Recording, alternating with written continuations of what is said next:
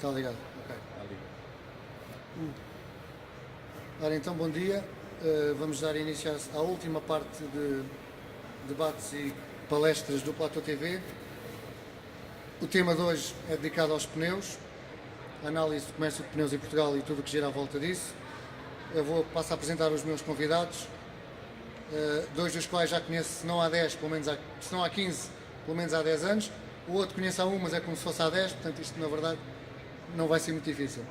Portanto, à minha esquerda tenho o Paulo Torres, da Psi Pneus, portanto, que é a empresa que importa para Portugal as marcas Kenda e Cooper.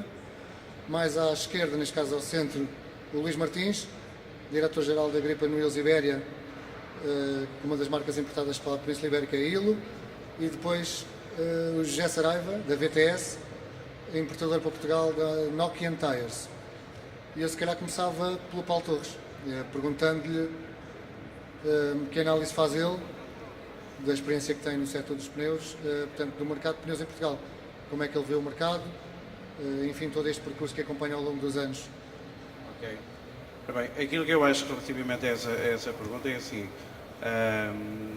houve na minha perspectiva e naquilo que eu analiso, um decréscimo em termos de mercado de reposição, nomeadamente na zona dos relógios, na área dos relógios comerciais e 4x4, houve realmente um decréscimo o ano passado na ordem dos 7%.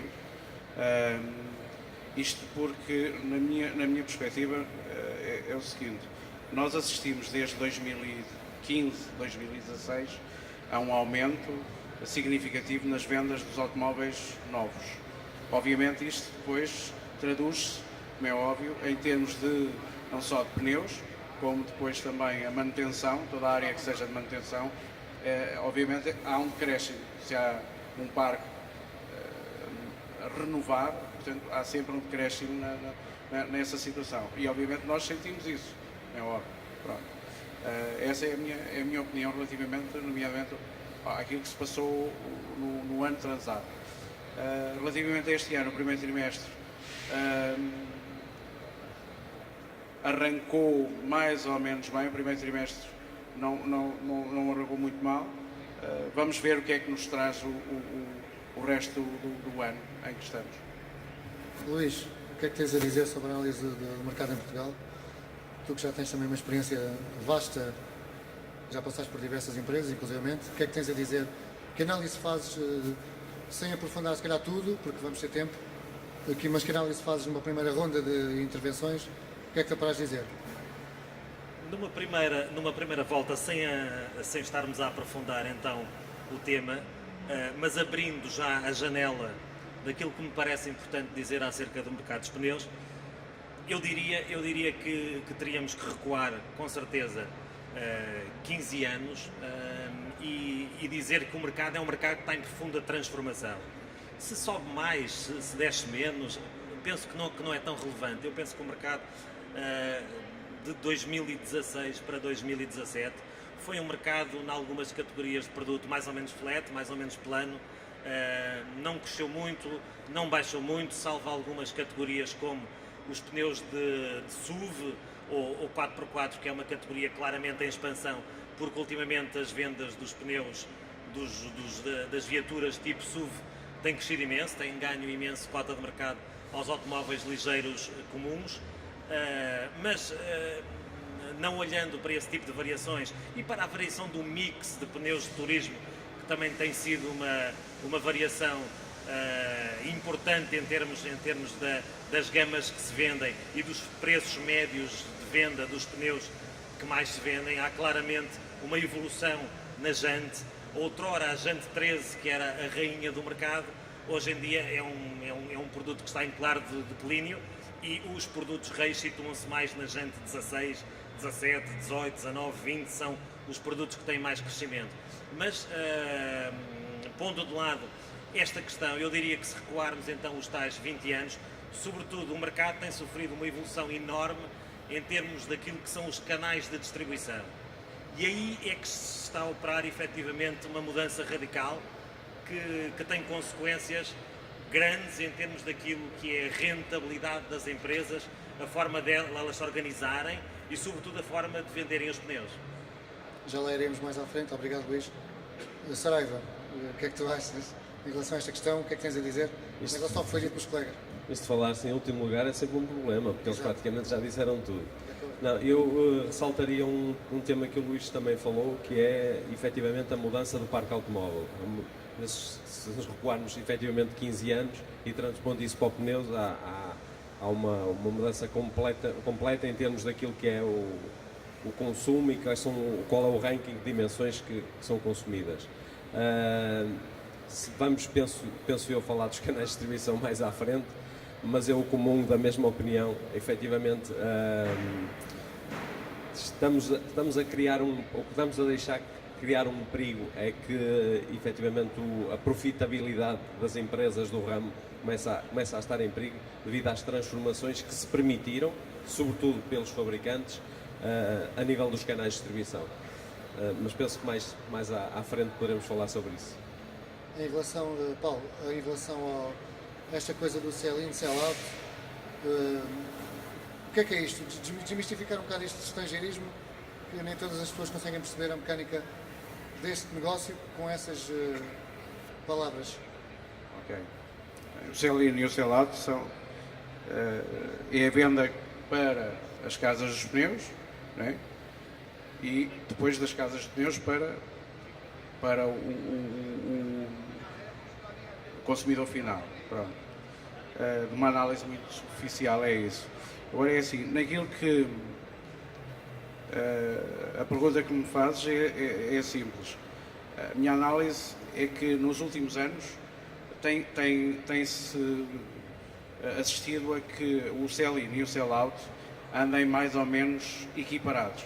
Ou seja, há uns anos, até por uma questão de logística, o sell-out muitas vezes era em maior volume, até porque havia menos casas de pneus, fazia-se mais volume, não é? Havia encomendas de dezenas, se não centenas de pneus, não é? de uma só vez. Pronto. E muitas vezes também havia outra coisa, é que nós não tínhamos a percepção do sell-out. Não é? Pronto. Se chegava-se a 2 ou 3 clientes e fazia-se ali umas centenas de pneus, o mercado está excelente. E não, muitas vezes não era isso. Hoje em dia, até por uma questão de logística, não é? Pronto, e por uma questão também de variação, cada vez mais variação dos preços, a casa dos pneus, digamos, vai comprando, não é? Excetuando às vezes algumas campanhas um bocado promíscuas, chamaria-lhe, mas vai comprando sempre conforme as necessidades. Ou seja, o sell-in e o sell-out, na minha opinião, andam mais ou menos aqui equiparados. Concordas, Luís, com a visão do Paulo sobre esta matéria do sell-in e sell-out? Concordo em parte e em parte não concordo, e se calhar vamos bater à janela que eu estava aqui a abrir de discussão, que tem a ver com a grande transformação que tivemos nos últimos anos em termos daquilo que são os canais de distribuição. Ou seja, eu diria que nos últimos 10 anos apareceu uma figura no mercado, apareceu um operador no mercado que não existia em Portugal. Ou seja, existia de uma forma, eu diria, benigna, entre aspas. Hoje em dia eu creio que existe de uma forma que é menos benigna. Não é maligna essa coisa da concorrência desleal. É uma coisa que não existe concorrência desleal, existe concorrência sobre diversas formas e temos que estar preparados para a combater. Mas, efetivamente, o advento daquilo que são os distribuidores, daquilo que nós chamamos hoje em dia os distribuidores, é algo que mexeu imenso com o mercado dos pneus.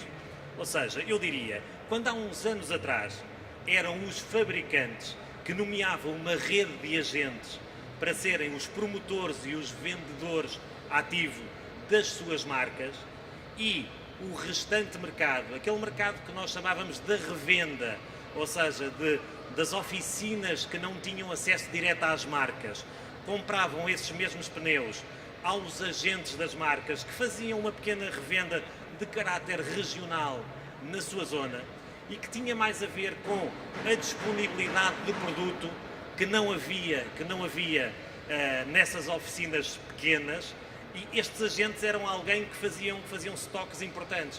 E como tinham estoques importantes porque o fabricante levava 2, 3, 4, 5 dias a fazer a entrega do produto, estes agentes, ao terem stock, eram um stock aos quais os outros operadores regionais, que não eram representantes das marcas, podiam recorrer.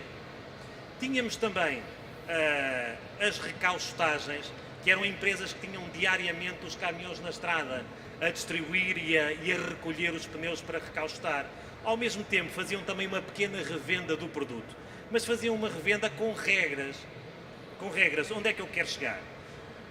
O ponto a que eu quero chegar é que esta gente comprava uma marca a 100 e vendia a marca com uma margem suficiente para acrescentar valor a esse negócio e permitia que o mercado estivesse organizado em termos daquilo que é e estruturado em termos daquilo que é o canal de distribuição.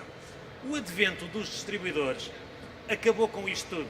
Acabou com isto tudo porquê? Porque hoje em dia, quem não é agente de uma marca tem acesso ao produto praticamente ao mesmo preço de alguém que é agente e consegue fazer concorrência em termos de preço. Não vamos falar na qualidade do serviço, porque por vezes o cliente final tem dificuldades em perceber o que é a qualidade de serviço e percepcionar o valor da qualidade do serviço. E vemos que um agente da marca hoje em dia é confrontado com preços de quem não é agente que são completamente inalcançáveis, o que tornou isto tudo um grande absurdo, com a consequente degradação das margens, e agora vou dizer com piada, para toda a gente. Para toda a gente. Eu acho que o único ator aqui que vai resolvendo os seus problemas é o fabricante, quando num final de um bimestre ou de um trimestre tem as suas vendas atrasadas e tem ali alguém, o distribuidor, que tem capacidade para absorver muito produto e para resolver o seu problema do PowerPoint, das vendas, do atingir os objetivos. Mas, consequentemente, esse mesmo distribuidor que já comprou o produto sabendo de antemão que o fabricante tinha a necessidade de o vender e já detectou os períodos do ano em que há mais necessidade, também sabe comprar bem e depois invade todo o mercado, invade um mercado que compra 1000 pneus de uma vez e o que compra um de cada vez, com preços ultra competitivos que degradam as margens de toda a gente, inclusive é do próprio distribuidor, que tem imensas dificuldades em ser rentável. E entramos no domínio, não sei, acho que quase do absurdo, mas é a realidade que temos hoje em dia. Obrigado. Saraiva, também concordas com... Sim. Há bocado também queres falar nesta questão já, vocês estão todos muito a fervilhar para falar nesta questão das alterações de mercado. Se calhar passamos já a esse tema, aliás já entramos. Não, o que é que tu tens o que eu iria, pegando na ideia que ambos realçaram, é que se quisermos, pegando na situação do Celino e do Salão, se quisermos fazer uma análise há 10 anos atrás, o delay que existia era muito grande e, portanto, não era muito fácil de fazer. Hoje em dia devido a toda esta situação dos distribuidores e à facilidade de acesso por via da logística que existe, há digamos, um seguimento muito mais próximo entre o sell-in e o sell-out. O que eu gostaria de realçar relativamente a isto é que eu também sou consumidor final, mas dentro de toda esta panóplia que se criou, deste esquema que está criado, só há dois protagonistas que ganham com isto. É o consumidor final e é o fabricante. Todo quem está no meio não está melhor, efetivamente, ou não estará no futuro.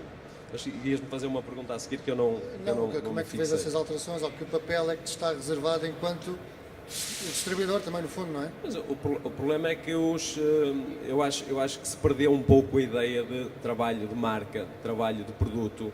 Muitas vezes dizemos, eu tive a oportunidade de fazer aqui um trabalho com a organização da feira há 2 dias atrás e tem ali uma situação que é a arena dos pneus e foca ali uma série de coisas que são verdades indesmentíveis, que o pneu que é o único elo de ligação do veículo com a estrada e tudo isso, e que o produto é visto como, não é valorizado o produto pneu, e tudo isso é culpa de toda esta estrutura que está criada, quer dizer, fala-se de preços, fala-se de tudo, e a situação do realçar a qualidade do produto é deixada completamente para trás, independentemente de estamos a falar de uma marca premium ou de uma marca mais económica. Mas achas que hoje em dia é fácil, para quem não percebe nada do assunto, arrancar com o negócio de pneus? Porque parece um produto demasiado democratizado. Eu não digo que é fácil, agora criou-se essa ideia. Aliás, acho que se compararmos uma determinada cidade, casas de pneus que existiam há 15 anos atrás, as que existem hoje, numa determinada cidade que existem 10, agora há 100 ou 150. Se calhar é uma extrapolação demasiado exagerada, mas é por aí. Porque se criou a ideia que o produto que é fácil de trabalhar, que é fácil iniciar um negócio, e portanto não há. Eu agora se calhar vou chocar algumas pessoas. Eu sou daqueles que ainda pensam que as casas de pneus deviam ter um alvará como têm as farmácias, por exemplo, uma coisa deste género, porque realmente se difundiu de uma maneira, e eu vejo coisas hoje em dia que dá-me vontade de voltar para trás e ir à minha vida, porque não são, digamos, não fazem sentido. Obrigado. E depois, Paulo, há todos os custos da logística, não é? Quer dizer, hoje as casas de pneus têm o estoque necessário em 24, 48 horas, ou da manhã para a tarde, para não dizer... Mas depois quem suporta esses custos são vocês, não é? O cliente não dá, quer os pneus, mas não faz ideia, muitas vezes, de que este custo é suportado pelo distribuidor. Exatamente. É isto tem a ver com outra situação, que é a proliferação de casas de pneus, que depois também tem a ver com outra coisa, é a capacidade financeira. Pronto. Das casas de pneus. As pessoas, pegando ali um pouco naquilo que o Saraiva acabou de dizer, as pessoas olham para o pneu como aquilo que eu costumo dizer, e é grosseiro, é uma coisa redonda preta com um buraco no meio. Acabou. E não é. Que é o aquilo para já é um produto com muita tecnologia incorporada, que não vemos a olho nu. É o único elemento que nos liga à estrada. Quase que diria que nos liga à vida. Pronto. Eu costumo dizer que um pneu é como um seguro. A gente não precisa do seguro, mas quando tem um azar, entre aspas, e pá, ainda bem que tinha o seguro. É a mesma coisa que o pneu. A gente não dá grande importância, mas quando há uma necessidade premente de uma travagem, de um desvio, está lá. Ótimo, excelente. E acho que vulgarizamos muito o pneu. Parece que é uma coisa simples, mas não, tem que ser vista como um produto muito técnico. E agora indo à situação que eu estava a dizer por causa da parte financeira e como tu disseste muito bem, a logística, e na bocado o Luís também referiu, o parque automóvel, a Jantes 13, hoje é um nicho de mercado, pronto, e cada vez mais as viaturas vêm com jantes de grandes dimensões, em que o custo do produto é substancialmente maior, e em que fazer um estoque de 20 unidades custa muito dinheiro já. Pronto. E depois, eu costumo dizer, quase que há muito cliente que não tem capacidade financeira, só não nos pede meio pneu, porque a gente não vende meio pneu. Vendemos pelo menos um pneu inteiro. E começa-se aqui o jogo da aflição. Anda toda a gente aflito, toda a gente mexe no pneu, mas andamos todos aflitos. Pronto. E tal como o Saraiva dizia muito bem, perdeu-se a cultura da marca. Toda a gente vende tudo, e toda a gente tem tudo, e acaba-se por não ter nada. É um bocado isto. Eu nunca me esqueço de uma entrevista que o Luís fez há algum tempo já, eu diria há alguns anos. Muitas das vezes os fabricantes, não é, obrigam a toda esta maluqueira, digamos, porque andam a vender os pneus do mês passado. Este uma vez referiu isso, mas às vezes é a aflição. Andam a vender os pneus do mês passado. Em vez dos pneus deste mês, é os do mês passado. E andamos aqui todos uma aflição completa. É um bocado isto. É um bocado isto. Obrigado, Paulo. Luís, então como é que achas que vai ser o teu papel? Portanto, isto que falamos agora já é uma coisa que se vem sentindo há anos, esta parte. Não é? A tendência da cadeia a começar a perder os elos, ou pelo menos a perder a expressão. Como é que tu achas que vai ser o teu negócio daqui para a frente? Quer dizer, no meio disto tudo, se os fabricantes estão a tentar chegar ao consumidor final de uma forma muito direta, não é? Através das redes de oficinas, das suas redes de casas de pneus, como é que tu achas que vai ser o teu papel enquanto distribuidor? Quer dizer, o futuro está reservado, na verdade. Bruno, deixa-me só voltar atrás para acrescentar aqui algo que nos pode abrir outra janela de discussão que tem a ver com o associativismo. E se calhar vai parecer um bocadinho absurdo o que eu vou dizer agora e como é que vamos ligar isto ao associativismo, mas eu vou-vos contar uma história rapidíssima. Trabalhava eu na Continental, era presidente da Continental o Sr. von Grumberg, que tinha vindo da Mercedes para a Continental, e o cavalheiro descreve-nos uma história dramática, focada no facto de os profissionais dos pneus não cobrarem os serviços da montagem do pneu. Então ele contava uma história que tinha acontecido na República Checa, que um cliente se tinha dirigido a uma casa de pneus, tinha comprado pneus porque ia de férias com a família, ia de férias com o automóvel, e o cavalheiro que lhe vende os 4 pneus não lhe cobra e logo não lhe fatura os serviços de montagem dos pneus. Há uma roda que ficou mal apertada. O cavalheiro, ao outro dia de manhã, arranca com a família e à sogra e a toda a gente, né? Não quer fazer humor com isto porque a história é dramática, e a toda a gente dentro do automóvel. O automóvel fez meia dúzia de curvas, há uma roda que salta, o carro despista-se e morreu toda a gente menos o condutor. Quando o seguro tenta explorar a questão, apercebe-se que ninguém montou os pneus. Não há uma prova de quem montou os pneus. Portanto, a culpa não pode ser imputada à montagem dos pneus. Mas quem montou os pneus ficou ali com um sentimento de culpa terrível. Bom, eles recorrem às instâncias europeias e acabou. Quem vendeu os pneus acabou por pagar uma multa milionária, uma indenização milionária àquela gente toda que morreu porque tinha montado mal um pneu e que tinha sido um serviço que não tinha cobrado. Isto é fantástico, foi penalizado por uma coisa que fez, mas não cobrou, não é? Pronto. Eu quero dizer com isto que nós, os atores todos do mercado dos pneus, nós não nos valorizamos. E não nos valorizamos, eu acho, por uma questão cultural.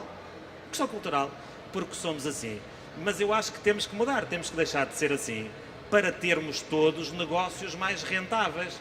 Porque se todos tivermos negócios mais rentáveis, garantindo ao consumidor final o pagamento de um preço razoável, evidentemente, ninguém está aqui a falar de exploração das pessoas, eu acho que tínhamos todos um negócio melhor em que todos os intervenientes, os fabricantes, os distribuidores, os revendedores, claro, toda a gente tinha um negócio mais rentável. Não era para sermos todos multimilionários, mas para vivermos todos com alguma qualidade. E eu creio que isto desembarca precisamente na questão de que em Portugal nós temos uma grande relutância em nos associarmos. Eu penso que Portugal, dos países civilizados da Europa, é o último país da Europa que não tem uma associação do setor. Mas atenção que já existem várias dentro da ACAP, atenção. Não é? Não tem. Existem mesas na ACAP, mas a minha opinião... Já é um começo, na verdade. A minha opinião que eu já transmiti é que a ACAP é e será sempre a Associação do Comércio Automóvel de Portugal. Portanto, todos os outros parentes como nós, havemos sempre de ser os parentes pobres dentro de uma associação que é muito mais global. E o mercado dos pneus tem força, tem valor, tem volume de faturação, tem gente com capacidade para ter a sua própria associação que defende os interesses dos diferentes agentes que estão envolvidos neste negócio e que poderiam contribuir de forma ativa para elevarmos aqui então o nível cultural do nosso negócio, que nos permitisse fazer um sem número de coisas que dariam outras garantias ao consumidor final da qualidade do serviço, quiçá eliminariam do comércio alguns atores que são nefastos ao comércio e poderiam elevar a rentabilidade do negócio de todos os atores também que pudessem ser incluídos nessa associação. Obrigado. Já Saraiva, de que medida ou em que medida é que nos poderíamos tornar melhores, pegando nas palavras que o Luís estava a dizer, e se achas que estamos aqui a fantasiar quando dizemos que os operadores têm que se alinhar, têm que se associar, têm que partilhar informações que às vezes não as querem dar? Como é que isto é possível? Quer dizer, estamos aqui todos a sonhar ou isto um dia vamos ter isto na prática? Eu acredito que é possível que aconteça, sinceramente, acho que é possível. Agora, acho que tem que mudar muita mentalidade. Eu volta e meia, falo com colegas do ramo e uma das coisas que acho que não faz sentido, hoje em dia em qualquer atividade, nomeadamente nas vendas de automóveis, vendas de máquinas, sejam elas máquinas agrícolas ou industriais, em Portugal é fácil saber o que vendeu a marca A, B, C, ou D, ou E, ou F. Eu trabalho há 28 anos no negócio de pneus e em determinado ano é impossível saber se o que vendeu a marca A, B, C, e efetivamente, na realidade. Essa associação também podia permitir tudo isso. A questão dos serviços, acho que é o exemplo que o Luís deu, eu já conhecia a história, porque fomos colegas, e é um exemplo claro do que se pode tornar a situação do facto de não se cobrar o serviço e não se valorizar o serviço. O problema é não cobrar e não se valorizar. Ao não estar a cobrar, já não se está a valorizar e pode originar problemas como este, que é uma história que é real, foi contada pelo Presidente da Continental há muitos anos, há 20 anos talvez. Hã? Não? Talvez. Não, mas é que uma realidade que é. Tá bem. Não, começaste a trabalhar. Exato. Começaste a trabalhar lá com 15 anos. Pá. Não te preocupes com isso. Mas é algo que se pode transportar para os dias de hoje e que é uma realidade e que, sinceramente, se pensarmos no dia da manhã, o dia de hoje de manhã, não vejo ainda como é que se vai mudar. Mas eu acredito que se possa mudar. Mas em relação, mas consideras que há poucos dados disponíveis no mercado para vocês fazerem uma análise daquilo que foi a performance? O Europool liberta dados, não é? Sim. Desde que foi criada a Valor Pneu que há dados mais concretos, porque são dados exatos, são dados das recolhas e tudo isso e que nos permite fazer uma leitura mais correta. Mas eu acho que os dados disponíveis atuais não são os melhores. Acho que se poderia melhorar. Mas a associação não seria só para isso. Acho que seria. Eu também penso que a ACAP faz um excelente trabalho, mas não deixa de ser a Associação do Comércio Automóvel de Portugal. Um setor que movimenta tanto, movimenta tanto dinheiro como o setor dos pneus, deveria, há muitos anos, ter uma associação própria do setor. Muito obrigado.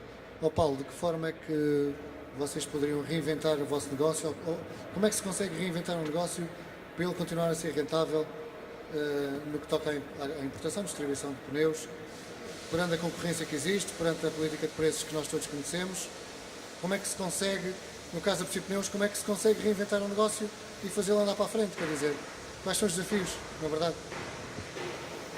É assim, essa pergunta até para mim tem um bom nexo, porque é assim, a empresa à qual eu pertenço é recente.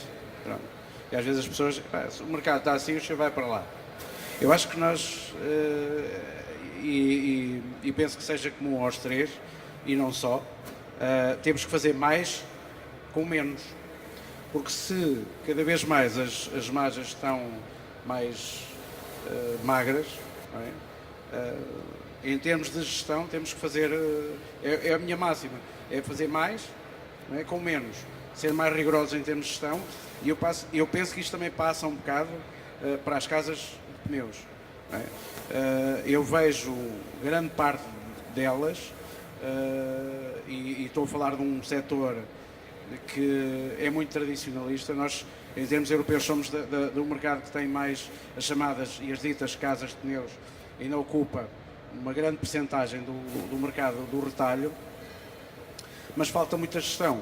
As pessoas, gestão parece que é uma coisa assim, um palavrão, parece que têm medo daquilo, mas cada vez mais tem que fazer isso. Mas tem que ter formação na área do atendimento ao público, tem que gerir melhor, tem que fazer mais, mas com menos, porque o mercado obriga-nos a isso.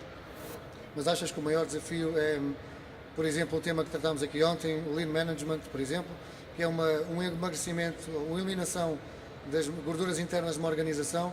Esse é muito mais o desafio da organização, passa a redundância, organizar-se, do que propriamente para fora, porque já não se pode fazer muito mais em relação às margens de vendas, não é? Exatamente, não se pode fazer muito mais, isso é verdade. Agora é assim, também estamos numa altura de uma grande transformação no setor, e estamos numa altura de grandes desafios, porque temos aqui, passámos, tal como o Luís há bocadinho disse, que antigamente eram os agentes, não é? Que representavam a marca X numa região determinada, era um mercado em que havia basicamente um canal, não é? Que era do fabricante, que nomeava um agente na região X. Passámos para uma área de pluricanais. Há N canais, desde a casa tradicional, as oficinas de marca, as oficinas de organizações que têm marca própria e que têm uma cadeia de oficinas. Portanto, há aqui N canais. E estamos numa altura de transformação. Agora é assim, usando também a palavra do Saraiva, temos que começar a fazer um trabalho de marca. E se toda a gente tiver essa noção, cada um ter e dedicar-se à sua área, o mercado começa a regularizar-se, penso eu. Não querendo ser aqui fazendo futurologia, nem ser muito otimista, mas penso que seja isso. Porque muitas das vezes os distribuidores apregoam que têm tudo, mas depois também não têm nada, muitos deles. Não é? E hoje em dia as coisas, as marcas, toda a gente tem tudo, vai tudo ao mesmo. E quando toda a gente mexe no mesmo, é muito complicado. E as pessoas, se tiverem no seu quintal as suas marcas e fizerem essa cultura e expandirem, têm trabalho para fazer. Esta é a minha opinião. Luís, enquanto distribuidor, portanto, os fabricantes são os fabricantes e os clientes finais são os clientes finais. Mas o que é facto é que os fabricantes, se não houvesse distribuidores, provavelmente também enfim, o seu trabalho seria muito mais difícil, não é? Estando na organização que estás, qual é o desafio que se coloca à Agripa Noelos Ibéria? Também esta tal ideia que o Paulo Torres aqui trouxe, de fazer mais com menos? Oh Bruno, eu já bebi água, portanto o meu papel aqui agora é incendiar, não é? Há sensivelmente um mês, em França, eu fui visitar uma casa de pneus que não vendia pneus. O meu colega explicou-me, vamos visitar uma casa de pneus que não vende pneus. Eu disse-lhe, olha, o meu francês não é uma coisa extraordinária, mas eu acho que estou a entender o que me estás a dizer e não estou a perceber o que me estás a dizer. Não, vamos visitar uma casa de pneus que não vende pneus. E eu perguntei-lhe, então, o que é que a casa de pneus faz? Isto parece contraditório com o que eu disse antes. Ele disse-me, esta casa de pneus já foi uma casa de pneus, aquilo que nós chamávamos um retalho de pneus, ou um especialista de pneus, mas com o advento do comércio eletrónico, da venda de pneus online, este cavalheiro deixou de vender pneus. E hoje em dia a única coisa que faz é montar os pneus e equilibrar rodas e fazer alinhamentos de direção para as lojas online. Ele tem contrato com várias lojas online e neste momento só faz isto. Mas ele fisicamente não tem pneus, é isso? Fisicamente não tinha pneus. Eu quando entrei na oficina, devo-vos confessar que efetivamente, já alguém disse, portanto já não vale a pena disfarçar, já sou um bocadinho antigo, não é? Achei tudo aquilo degradante, achei aquela imagem, uma imagem feia, uma imagem de desânimo, de desalento para mim como profissional dos pneus. E isto leva-nos a pensar que, efetivamente, a gestão das nossas empresas, sejam empresas de retalho, sejam empresas de distribuição, sejam empresas importadoras e distribuidoras de marcas, o nosso trabalho hoje em dia é muito mais difícil. E é mais difícil porquê? Porque está a acontecer esta revolução, que tem sido uma revolução rapidíssima, eu acho, não é? Que se baseia no seguinte, hoje em dia, o que era impensável há 20 anos, hoje em dia existem fabricantes que fabricam pneus, que recauchutam pneus, têm unidades de recaustagem, fabricantes que têm negócios de retalho, ou seja, têm aquilo que nós chamamos comumente casas de pneus, que são retalhos próprios deles, onde eles, portanto, vendem os pneus que saem da fábrica ao consumidor. Por sua vez, vendem a frotas, que inicialmente começaram por vender a frotas muito grandes, frotas que na altura se dizia que o agente, a casa de pneus, não tinha uma estrutura capaz para oferecer serviço a frotas tão grandes, mas hoje em dia verificamos que essas frotas grandes foram diminuindo e eu diria que hoje em dia por essa Europa fora os fabricantes já vendem diretamente a quem tem meia dúzia de caminhões e meia dúzia de caminhões não é uma frota grande, digo eu, parece-me a mim. Paralelamente, os mesmos fabricantes desataram também a comprar tudo o que é negócio eletrónico por essa Europa fora. As maiores lojas online de venda de pneus diretamente ao consumidor, hoje em dia pertencem aos fabricantes. E perguntas porquê?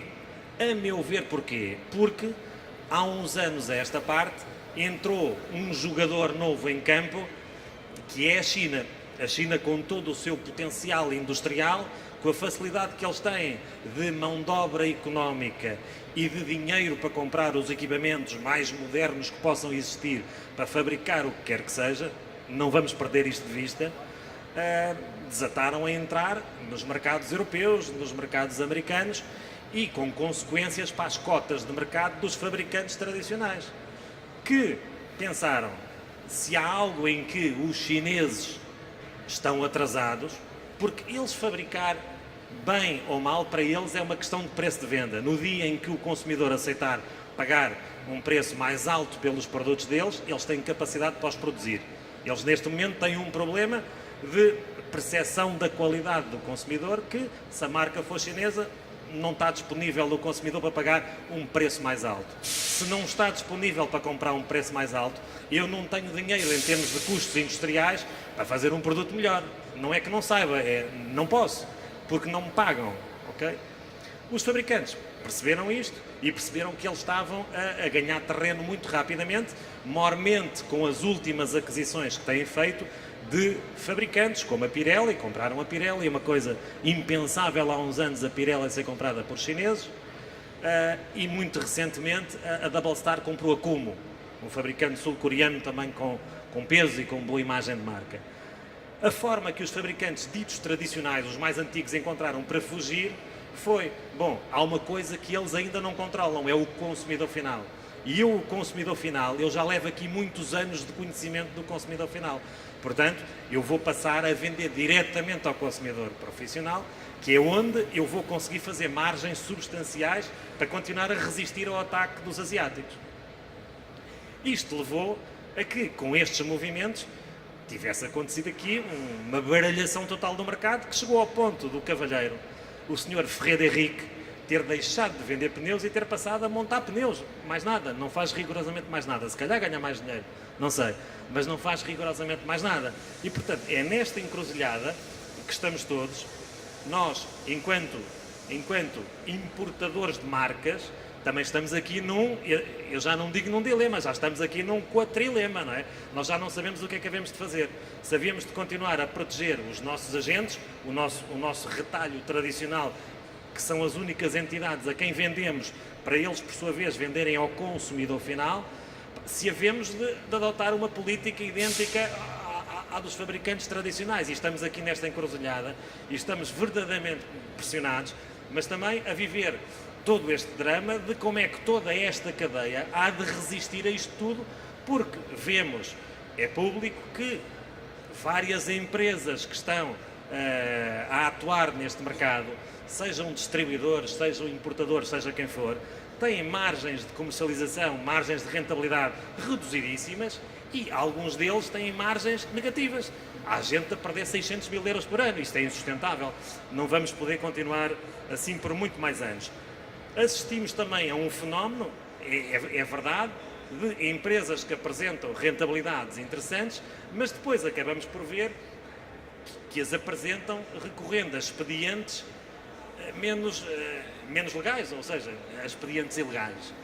Mas bom, isso é que são casos de polícia, portanto já não tem a ver aqui com a discussão, não é? Ó Saraiva, que navegação mental fazes por toda esta, desde a França até à China, passando pelo online? Como é que tu vês, como é que tu reages, se é que queres reagir?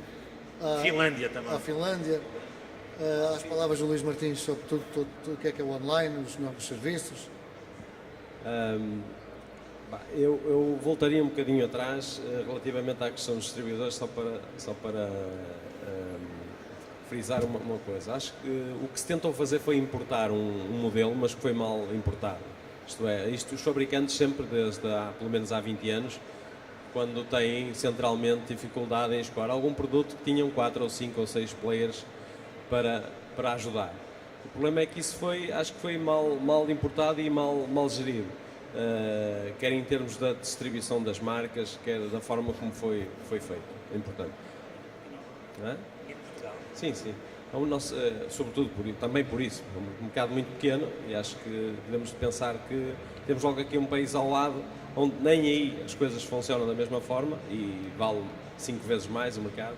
Portanto, acho que há que ter cuidado quando se importam certos modelos de negócio que podem não funcionar, e foi isso que aconteceu. Relativamente ainda à questão... José, o nosso país é muito pequeno, não é? Um país tão pequeno, em Espanha faz algum sentido haver os distribuidores regionais, porque o país é muito grande, de facto, leva muito tempo a cruzar. Hoje em dia, Não é líquido que em Espanha se consiga entregar em 24 horas em toda a Espanha. Não é líquido, a menos que seja um transporte dedicado, mas um transporte dedicado e urgente custa muito dinheiro. Não é líquido. Agora, Portugal é tão pequeno que a mim custa-me entender esta dialética do distribuidor. Custa-me a crer, sinceramente. Desculpem interromper. É importante. Tudo isto vai entroncar numa situação. Hoje em dia há diversas empresas que fazem entregas bidiárias, fazem entregas de pneus duas vezes no mesmo sítio.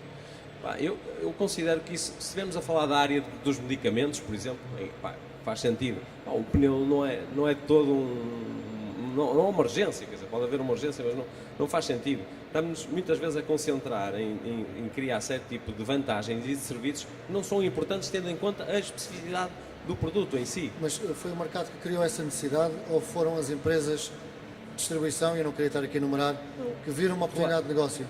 Em função até do estado da economia, não há muito tempo atrás. Claramente foi o aparecimento dos distribuidores que criou. Eu gostava de distinguir aquilo que é um importador, que será o caso da minha empresa ou da empresa do Paulo, e daquilo que é um distribuidor.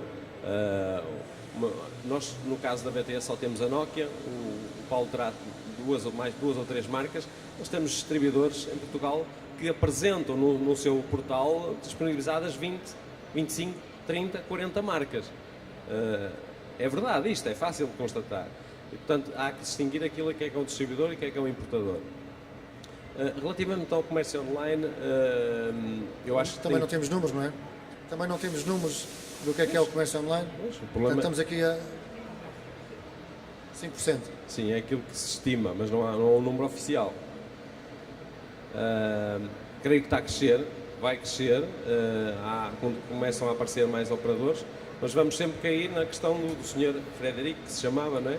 A questão do serviço. Se os operadores atuais não se pensarem, meterem na cabeça que têm que valorizar a questão do serviço, mais tarde ou mais cedo ficarão a montar pneus à borla, não é?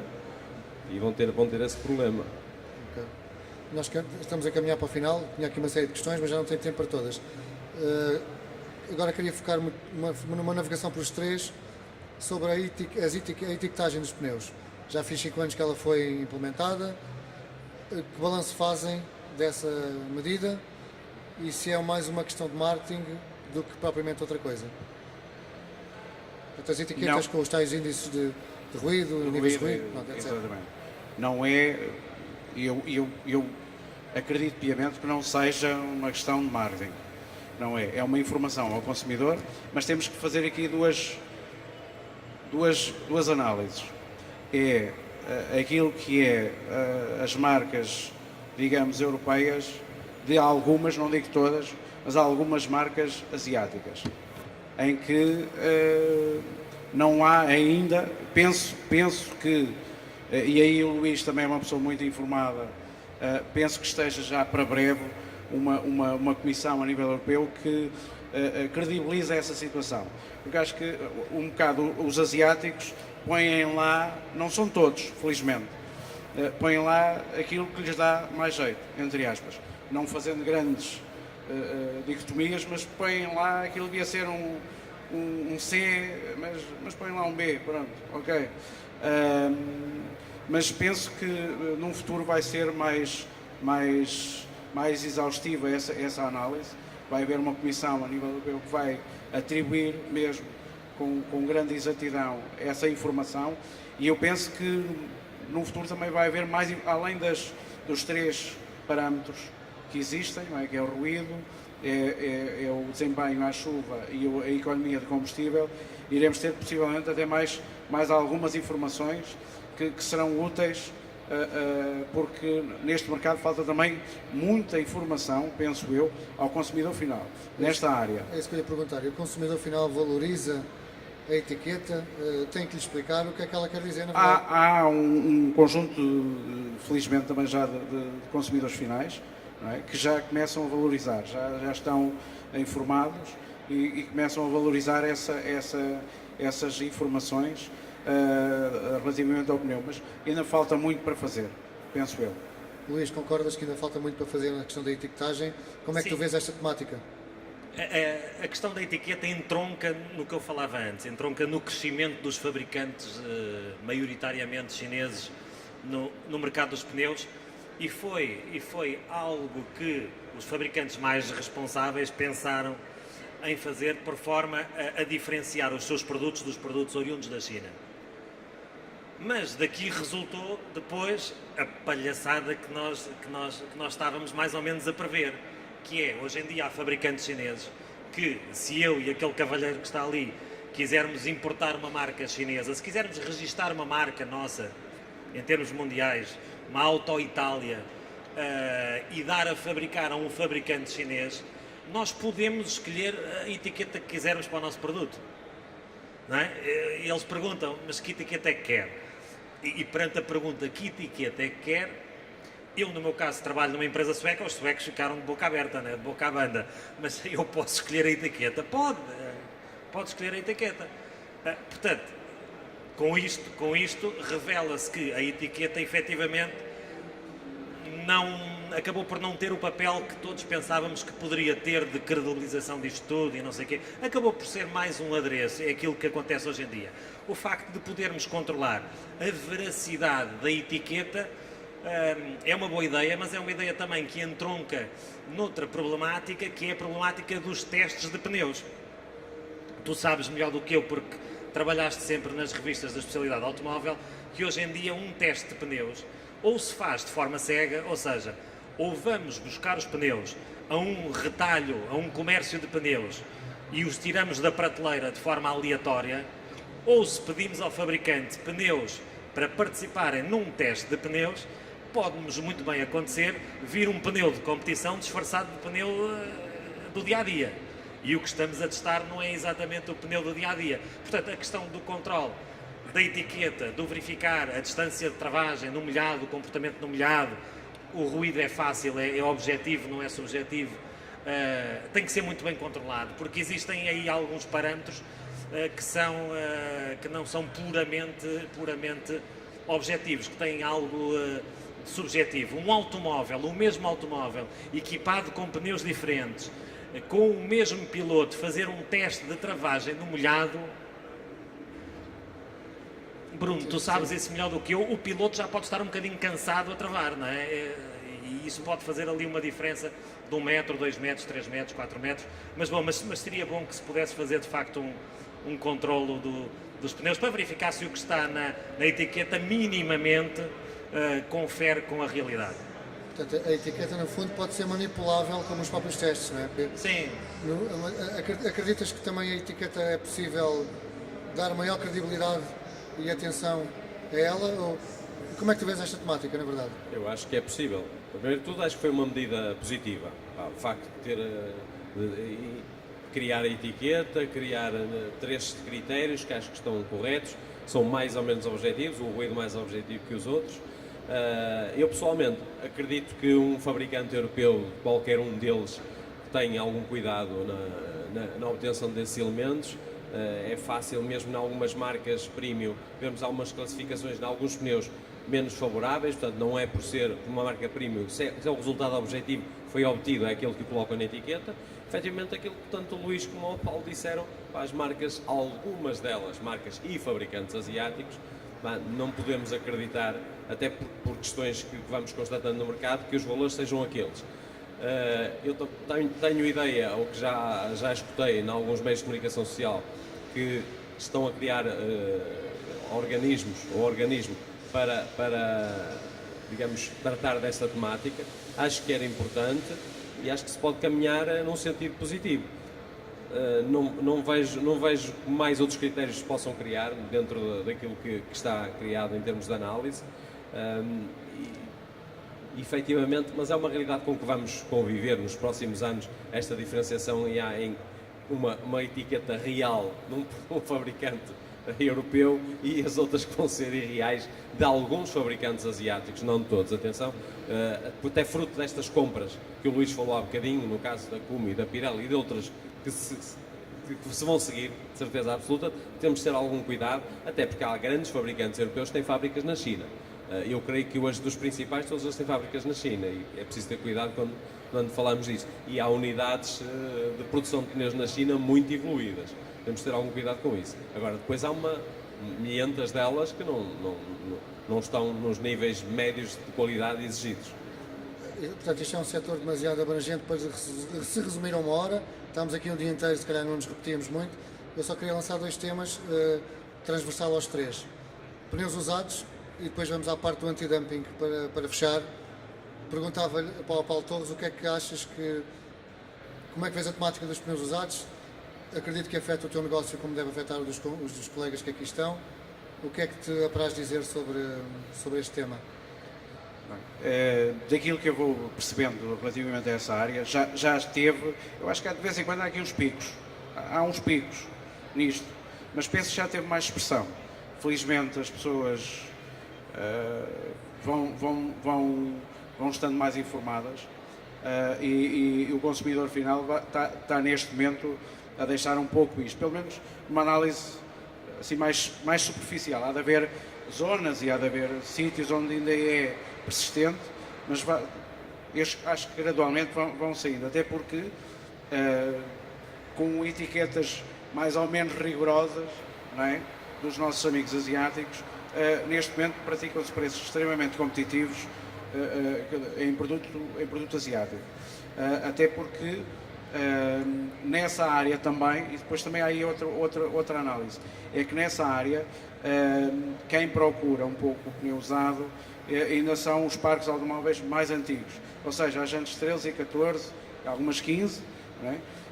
E que faziam importações e que da própria Europa também já não há muito produto dentro dessa gama. Portanto, há aqui alguns fatores que levam a que esse mercado tenha vindo a decair, mas que também, na verdade, necessita das autoridades de uma inspeção mais acuidada sobre essa matéria.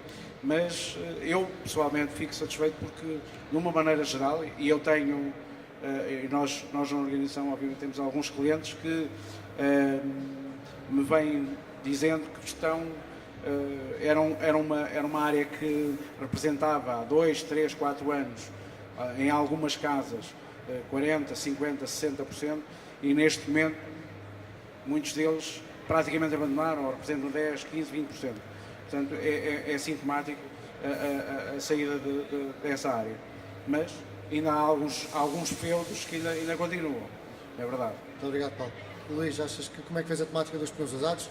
Achas que a aplicabilidade de uma etiqueta em pneus usados, do maior controle desse tipo de produto, e o facto, por outro lado, de as marcas budget já virem de alguma maneira evitar a proliferação de pneus usados, não é? Sim. Eu vou-te fazer uma revelação chocante. Os pneus do meu automóvel são usados. Agora. Devem ter para aí uns 30 e tal mil quilómetros já. Portanto, são usados. E eu não vejo que ande em perigo no meu automóvel por causa dos pneus estarem mais usados ou menos usados. Isto para dizer, brincando um bocadinho com o tema, isto para dizer que a questão não é fácil. Não é completamente simples. Há uns tempos atrás, estava num cliente e entra um cliente do cliente com o automóvel e o cavalheiro diz que queria que lhe verificassem o alternador que tinha um problema. E esse cliente é uma oficina moderna, uma oficina que trabalha de forma organizada e metódica, e imediatamente fizeram um rápido check-up à viatura. E verificaram que os pneus estavam completamente carecas, não é? E que o carro não tinha ido à inspeção, já devia ter ido à inspeção para aí há meio ano. E a proposta que fizeram ao cavalheiro no final, disseram-lhe: vamos com certeza verificar o seu alternador, mas o senhor precisa de montar pneus novos e o senhor precisa de levar o carro à inspeção. Já devia ter ido há 6 meses e o senhor pode ser multado. O cavalheiro retruquiu: mas eu vou-lhe explicar porque é que só quero que o senhor me veja o alternador. É que eu não tenho dinheiro, e como não tenho dinheiro para trocar os pneus, também não levei o carro à inspeção. Isto é dramático, não é? Isto é dramático. É algo que nós ouvimos e ficamos um bocadinho chocados por perceber que existem pessoas que não têm condições económicas para ter uma viatura. Mas o que é feito, o que é verdade é que as pessoas têm viaturas porque se precisam deslocar e é dramático tudo isto, não é? Isto são problemas de outra natureza, de natureza social, mas que nos aparecem a todos no dia a dia. Os pneus usados é algo que sempre se vendeu, não se vendia no passado, é como já se vendeu aqui há uns tempos atrás de forma tão sistemática e de forma tão aberta. Efetivamente, a venda de um pneu usado passa pelo controle do pneu, verificar se o pneu de facto está em condições para circular na via em condições mínimas de segurança, um bocadinho à luz do que fazem as recaustagens. Recaustagens, quando estão a reconstruir um pneu de turismo, o que fazem uma inspeção ao pneu para verificar se ele está em condições para ser reutilizado com segurança. E penso que foi aí que tudo isto falhou. Falhou aí e falhou no controle, eu diria, legal ou fiscal, se quiserem, das operações da importação e da venda dos pneus usados. Mas, como disseste, eu acho que o problema se autorresolveu com a chegada ao mercado de pneus de origem geralmente asiática, de valor muito baixo, que aí o comerciante, o retalhista de pneus, consegue explicar ao consumidor final: olha, este pneu usado custa-lhe 20 euros, mas este novo custa 22 euros, não é? Quer dizer, e com um pneu novo, estou seguramente que irá com um pneu com mais segurança. Não sei se vai, se não, mas é uma argumentação comercial válida. Penso que o pneu usado está mais ou menos em autorregulação e tem vindo a diminuir o impacto do comércio dos usados. Sim, creio que... Mas o Zé é especialista. O Paulo diz, não sou nada especialista. O Paulo disse uma coisa com a qual eu estou de acordo, é que efetivamente nota-se que se está a atenuar esse efeito, mas disse outra que eu não estou de acordo, relativamente à gama dimensional. Hoje existe busca, não é só 13, 14 e 15, existe busca de pneus anos 16, 17 e 18.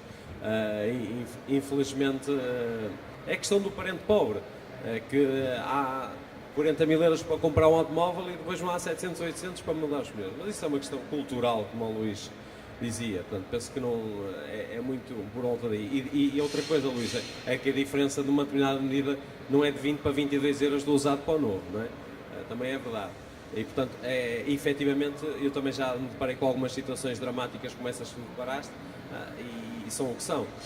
Acho piada é não se chamar alguns casos de pneus usados, mas seminovos. Isso é que eu acho piada, mas pronto, vale o que vale. Muito obrigado. Se calhar terminamos com o anti-dumping, e eu tenho que socorrer aqui da cábula porque já é uma frase grande, que é um Regulamento de Execução 2018-163 da Comissão de 1 de Fevereiro, que sujeita a registro as importações de pneus novos e recaustados para autocarros e caminhões originários da República Popular da China. E eu passo a palavra à opinião mais severa em relação a este tema. Tu que és desconfias desta medida, não é? Na verdade. Ou da utilidade deste regulamento. Eu diria que o que está a acontecer hoje, dia 20 e qualquer coisa de Abril, neste momento estamos no pior dos momentos de toda esta história. Esta história resulta basicamente de os fabricantes clássicos, os fabricantes tradicionais, estarem a tentar ganhar o jogo na secretaria. Quando falamos de dumping, eu tenho sempre muitas dúvidas. Eu pergunto-me a mim próprio se fábricas instaladas em Espanha, em França, em Portugal, a fabricarem pneus e a não pagarem impostos durante 20 anos, ou pagarem impostos a taxas muito reduzidas durante 20 anos, o que é que isto é? São incentivos à economia, verdade? Bom, o que o Estado chinês faz também é injetar na economia e na indústria incentivos à sua indústria, por forma a potenciar a sua indústria, potenciar o emprego, potenciar o rendimento de todos os chineses, de toda a população, e é por aí que vai. Portanto, o que eles fazem é basicamente o que nós fazemos. Mas nós, os europeus, temos sempre aquela hipocrisia política das nossas instituições e andamos aí. Mas, bom, por outro lado, isto é uma medida que muito me espantou quando nós verificamos todos no mercado, por exemplo, nos pneus de caminhão, que um pneu, eu diria, fabricado na China de um fabricante de qualidade, é um pneu que nós temos andado a vender ao mesmo preço, nós, os importadores das marcas, os representantes das marcas, com margens que não são margens multimilionárias, são margens reduzidas, temos andado a vender os pneus ao mesmo preço das marcas budget dos fabricantes tradicionais. Se isto assim acontece, eu pergunto-me onde é que está o dumping, onde é que nós estamos a fazer dumping. Se nós, há um ano atrás, vendíamos um pneu 385, 65, 22,5 a 185 euros e um pneu Dayton, fabricado pela Firestone, pela Bridgestone, custava os mesmos 185 euros, ou se calhar custava 180 euros, como é que nós andamos aqui todos a fazer dumping? Eu olho para as margens da empresa onde trabalho, quer dizer, e não vejo ali margens que possam obstar a este raciocínio. Bom, mas, indo para a frente, o que está acontecendo neste momento é o pior de três mundos, que é a Comissão Europeia deu instruções para todas as importações passarem a ser registadas alfandegáriamente a partir do dia 1 de fevereiro, mas só vão tomar uma decisão em maio. Mas ameaçam, não é? O que se fala, o que se diz, é que poderá haver uma taxa anti-dumping na casa dos 15, 20 a 35%. Bom, se nos sai na lotaria uma taxa de 35%, para pneus que importámos, que entraram no nosso armazém no dia 1 de fevereiro ou para a frente, a pergunta é, então nós o que é que fazemos? Aumentamos os preços 35%? Porque, no limite, podemos ter que devolver ao Estado português, né? Podemos ter que pagar um imposto adicional de 35%. Isto é uma loucura. Isto é uma perfeita loucura, não é? Sinceramente, nós não sabemos o que havemos de fazer à vida. Se calhar é melhor suspender as vendas do produto pesado ou suspender as importações, vender os que estão em stock, até que nos digam o que é que vai acontecer. Porque registar, dizerem que podemos ter que vir a pagar, quer dizer, isto não são regras de jogo, não é? Isto não há regras, não é? Portanto, esta gente o que resolveu fazer foi tentar ganhar o jogo na Secretaria mudando as regras, mas para já ainda não mudaram as regras e estamos no limbo. O limbo é a pior das situações e tem impacto económico muito relevante nas nossas organizações. Mas bom, manda quem pode, obedece quem deve. Ok, muito obrigado, Luís. Paulo, sobre esta temática do antidumping, só aquilo que o Luís disse. Eu concordo plenamente com o Luís, aquilo que o Luís diz, e eu penso que isto, além dos fabricantes, como ele diz, europeus que têm segundas linhas na área dos pesados, eu penso que isto também foi uma força muito grande a nível da área dos recauchadores. Pronto. Eu penso que a nível europeu é um setor que ainda representa muitos empregos, milhares e milhares de euros em movimento, digamos, ainda contribui para a economia, e realmente toda a indústria a nível europeu de recaustagem, sentiu-se um pouco, digamos, já de algum tempo esta parte ameaçada com o produto asiático. E, portanto, eles fizeram durante tanto tempo, tanta força, que realmente conseguiram esta norma, mas que foi uma norma que não é norma, ainda não é. Talvez seja, é um ninho, não sabemos ainda. O que leva realmente, como o Luís diz, a alguma instabilidade, e não sabemos bem o que é que nos advém daí, é verdade, isso é. Muito obrigado, Paulo.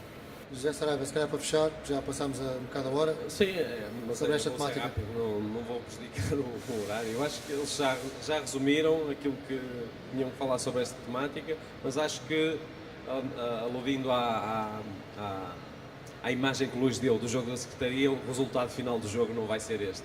Creio que vai ser outro completamente diferente, porque não faz sentido nenhum.